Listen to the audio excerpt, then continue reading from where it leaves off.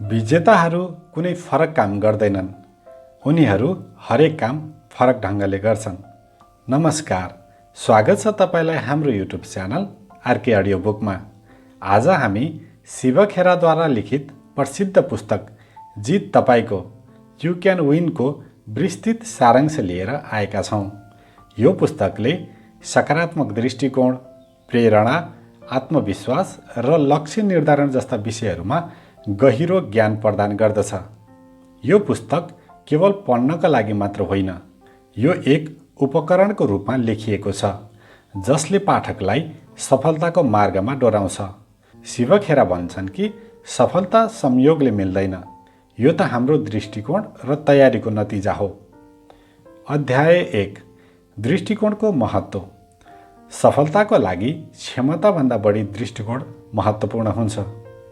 यो अध्याय पुस्तकको सबैभन्दा महत्त्वपूर्ण भाग हो। लेखकले यहाँ एउटा बेलुन बेच्ने मानिसको कथाबाट सुरु गर्छन्। एउटा सानो बच्चाले सोध्छ कि कालो रङको बेलुन पनि आकाशमा उड्छ? बेलुनवाला जवाफ दिन्छ, बाबु, बेलुन बाहिरको रङले होइन, भित्र भएको ग्यासले उड्छ। मानिसको जीवनमा पनि यही लागु हुन्छ। हामीभित्र के छ त्यसले नै हामी कति माथि पुग्छौँ भन्ने निर्धारण गर्छ। दृष्टिकोण निर्धारण गर्ने 3 कारकहरू। 1. वातावरण। घर, विद्यालय र काम गर्ने ठाउँको वातावरणले हाम्रो सोचलाई असर गर्दछ। 2. अनुभव। विगतका घटनाहरू र मानिसहरूसँगको व्यवहारले हाम्रो दृष्टिकोण बनाउँछ। 3. शिक्षा। केवल औपचारिक डिग्री मात्र होइन, व्यवहारिक ज्ञान र विवेकको प्रयोग महत्त्वपूर्ण छ। नकारात्मक दृष्टिकोणका बेफाइदाहरू। जीवनमा तातोपन र असन्तुष्टि बढ्छ, स्वास्थ्यमा नराम्रो असर पर्छ, तनाव बढ्छ र सम्बन्ध बिग्रन्छ। सकारात्मक दृष्टिकोण कसरी बनाउने? सधैँ राम्रो कुरामा ध्यान दिने, अहिले नै काम गर्ने बानी बसाल्ने, कृतज्ञताको भाव राख्ने। अध्याय 2, सफलता।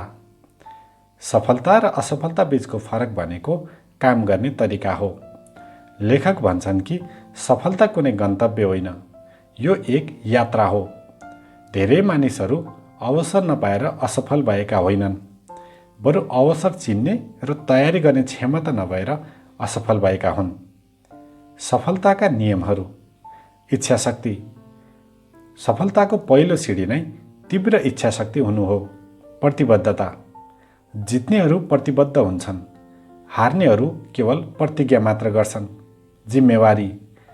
आफ्नो काम र नतिजाको जिम्मेवारी लिनु नै सफल मानिसको गुण हो। कडा परिश्रम।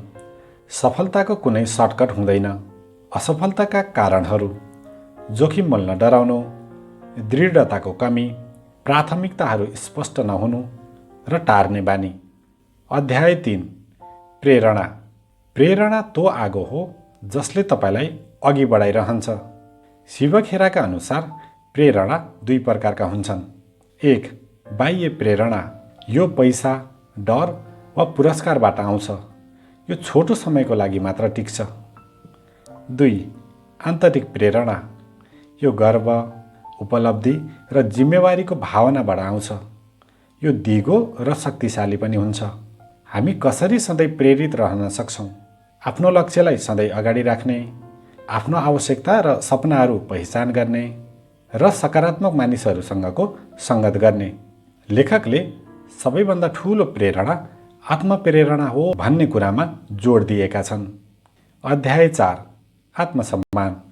तपाईँ आफैलाई कस्तो ठान्नुहुन्छ त्यसले नै तपाईँको सफलता निर्धारण गर्छ।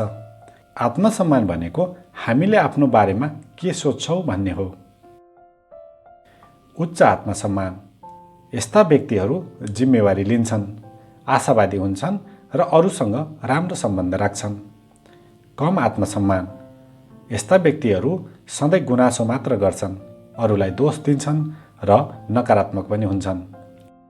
आत्मसम्मान बढाउने उपायहरू। आफूले गरेका गल्तीबाट सिक्ने र आफूलाई दोषी नमान्ने, अरूको सहयोग गर्ने। निस्वार्थ सेवाले आत्मसम्मान बढाउँछ। आफ्नो तुलना अरूसँग नगर्ने, सकारात्मक र इमान्दार मानिसहरूसँग सङ्गत गर्ने। अध्याय 5 अन्तर्व्यक्तित्व सिप। मानिसहरूसँग व्यवहार गर्ने कला नै सफलताको ठुलो हिस्सा हो।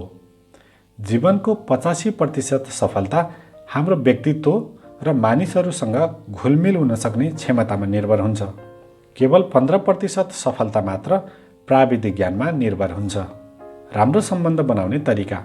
अरूलाई सुन्ने बानी। बोल्नुभन्दा पहिले सुन्नु महत्त्वपूर्ण छ। प्रशंसा गर्ने। इमान्दार भई अरूको राम्रो कामको तारिफ गर्नुहोस्। आलोचना र गुनासो नगर्ने। सानातिना कुरामा गुनासो गर्नाले सम्बन्ध बिग्रिन्छ। मुस्कुराउने। मुस्कानले अरूलाई आफूतिर आकर्षित गर्छ र वातावरण सहज बनाउँछ। विनम्रता। घमण्डले मानिसलाई एक्लो बनाउँछ। विनम्रताले जोड्छ। अध्याय 6 अवचेतन मन र बानीहरू। हामी पहिला बानी बनाउँछौँ, त्यसपछि बानीले हामीलाई बनाउँछ। अवचेतन मन एक बगैँचा जस्तै हो। यदि हामीले त्यसमा राम्रो बिउ सकारात्मक विचार रोपेनौँ भने झारपात नकारात्मक विचारहरू आफै उम्रिनेछन्। सकारात्मक बानी कसरी विकास गर्ने? 21 दिनको नियम। कुनै पनि नयाँ काम लगातार 21 दिनसम्म गरेमा त्यो बानी बन्न सक्छ। आत्मसुझाव। आफैलाई सकारात्मक सन्देश दिने, जस्तै म यो गर्न सक्छु, म शान्त छु। कल्पना गर्ने। आफ्नो सफलताको कल्पना गर्नुहोस्। दिमागले वास्तविक र काल्पनिक घटना बीचको फरक छुटाउन सक्दैन, त्यसैले सकारात्मक कल्पनाले नतिजा राम्रो बनाउँछ। अध्याय 7 लक्ष्य निर्धारण। लक्ष्य बिनाको जीवन ठेगाना बिनाको खाम जस्तै हो। धेरै मानिसहरू जीवनमा असफल हुन्छन् किनभने उनीहरूसँग स्पष्ट लक्ष्य हुँदैन। लेखकले लक्ष्य निर्धारणका लागि स्मार्ट नियम अपनाउन सुझाव दिएका छन्। S specific. लक्ष्य स्पष्ट हुनुपर्दछ।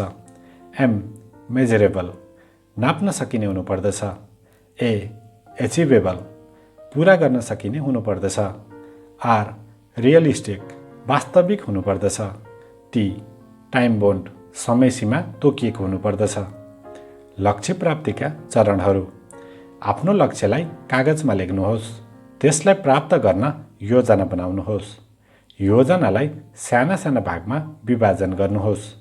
हरेक दिन आफ्नो लक्ष्यतर्फ कम्तीमा एउटा पाइला चाल्नुहोस्। अध्याय 8 मूल्य र दृष्टि। केही पाउनका लागि आफ्नो नैतिकता बेच्नु भनेको अन्ततः हार्नु जस्तै हो। अन्तिम खण्डमा लेखकले चरित्र र नैतिकताको कुरा गर्छन्। पैसा कमाउनु मात्र सफलता होइन, इमान्दारी र नैतिकता बिनाको सफलता अस्थायी हुन्छ। चरित्र। अँध्यारोमा तपाईँ जे गर्नुहुन्छ त्यो नै तपाईँको असली चरित्र हो। दृष्टि। लामो समयको सोच राख्नुहोस्। क्षणिक फाइदाका लागि आफ्नो मूल्य मान्यता नत्याग्नुहोस्। निष्कर्ष। जित तपाईँको पुस्तकले हामीलाई सिकाउँछ कि जीवनमा बाहिरी परिस्थितिहरू जस्तोसुकै भए पनि हाम्रो भित्री मनोवृत्तिले नै हाम्रो भविष्य निर्धारण गर्छ। आफैमा विश्वास, स्पष्ट लक्ष्य, सकारात्मक सोच र निरन्तर प्रयासले जो कोही पनि विजेता बन्न सक्छ। तपाईँलाई आजको पुस्तक जित तपाईँको सारांश कस्तो लाग्यो? कृपया आफ्नो प्रतिक्रिया दिन नबिर्सिनुहोला। च्यानलमा नयाँ हुनुहुन्छ भने च्यानललाई सब्स्क्राइब गर्न पनि नबिर्सिनुहोला। यस्तै प्रेरणादायक भिडियो, जीवन उपयोगी सन्देशहरू र प्रसिद्ध पुस्तकहरूको सारांश सुन्न चाहनुहुन्छ भने कृपया च्यानलसँग जोडिरहनुहोला। भिडियो अन्तिमसम्म हेरिदिनु भएकोमा तपाईँलाई धेरै धेरै धन्यवाद। हवस् त, नमस्ते।